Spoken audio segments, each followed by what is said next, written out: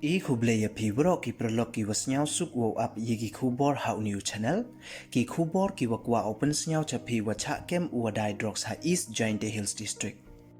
Hawakam te hewan yo ki wo kem ye uti ubru we ki wa kem ya o te ton up yagani kubor hadu wakut khnang wa yo tip iye wa sakyan te chwa wo sdang ichiki kubor ladam pu emu depu subscribe your new channels nya bai subscribe we ngat how to bell wa em hay tu khnang wa yo pten cho cho phu yo yigi kubor wa thame te ton sdang ichiki kubor Nin kasngi ka arphon ru tarik ubnai wa phra haja arpho